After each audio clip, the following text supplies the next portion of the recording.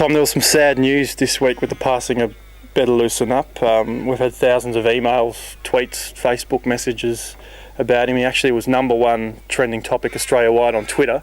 What are your memories of him? Oh, look, he was an amazing horse. I was only quite young when he was racing, but he was very well cared for at the Living Legends later in his life, and a big thanks to them. So, look, he'll be sadly missed. They're once-in-a-lifetime type of horses, but we'll keep searching on for the next champion. We've got the Aubury Cup on Friday, Tom, a race 6 over 2,000. We've got two runners, Tashby and Golden Mane. They're both in really good order. Tashby's form's been really good. I think he could be competitive. And Golden Mane, he'd probably have to lift a little bit to be winning a race like this, but he's been racing consistently also. And standalone meeting, Tom, this Saturday at Bendigo. Before we get into that, just a word on Zamzam, who runs in the third at Mooney Valley on Friday night. She's favourite? Yeah, she's got excellent form coming out of the Blue Diamond. She won impressively at Mooney Valley, so I think she's definitely going to be hard to beat. Race 1 at Bendigo, Tom Pillow Desire makes his debut for the stable over 1,400. What are your thoughts on him? Yeah, he's an import. He's a really nice horse. 1,400 might be a little bit on the short side, but watch for him really running strongly through the post. Two runners in race 2 over 1,300, starting with Tips and Beers, who's 30 to 1 in the market.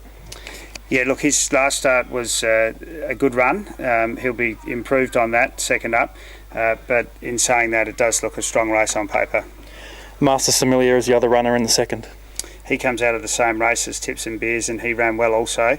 He'd probably have to lift a bit to be winning a race like this.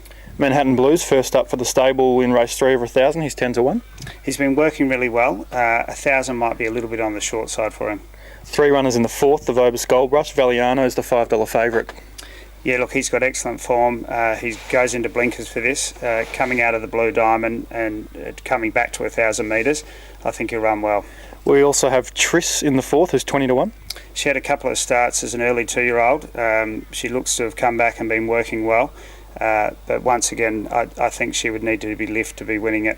And finally, October 2-2 drawn, barrier 12. He's in the same sort of position. He had a run early as a 2-year-old, first run back from a spell. I think he'll run well, but I'd be surprised if he won. Two runners in the sixth over 1,400. Gabella's drawn barrier 8 and 10 to 1. Yeah, she's first start for the stable, an import. This might be a little bit on the short side. Iteration 20 to 1 in the sixth. Yeah, she's coming off a little bit of a setback. She injured her eye. She's 100% now. Her work's been really good, and I'd expect her to run well. Velox is $5 in race 7 over a mile. Yeah, look, this is always a really strong form race. It's come up a strong race again on paper. He's a really nice horse. I think he can be really competitive. I'd probably like to see the track a little bit softer for him though. In race 8 over 1,400, Dawn of Hope is second up at 13 to 1. She ran really well first up.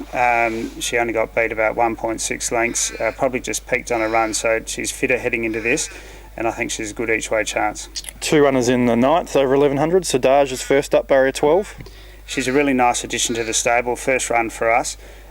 She did run second at Mooney Valley to Churchill Dancer, so that's good form. I think the 1,100's a little bit on the short side, but she has been working exceptionally well. We also have Bradman in that race. Yeah, he's the same. He's first up, carrying nice condition. I think he'll run really well, but probably when you see him get to 1,400s, he's his preferred trip. Two key runners in Sydney, the Group 1 Randford over 2,000, both on the first line of betting. Let's start with Criterion, who's $5 in the market. Yeah, first up it was 1,300, was a bit on the short side. He's out to his more preferred distance of 2,000, and there's been rain in Sydney. He's really good with the cut out of the ground, so I think he can bounce back. Dibiani's equal favourite in the Randford as well at $3.80.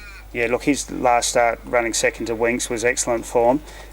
He's had the two runs now, very fit, and I think you've got to have him in the betting as well. Miss Promiscuity, fourth emergency in race 8. Probably unlikely to gain a start. Your best of the weekend, Tom? I think Zamzam's going to be really hard to beat on Friday night, and I'll definitely be having something on our two in the Group 1, Criterion and Dibiani.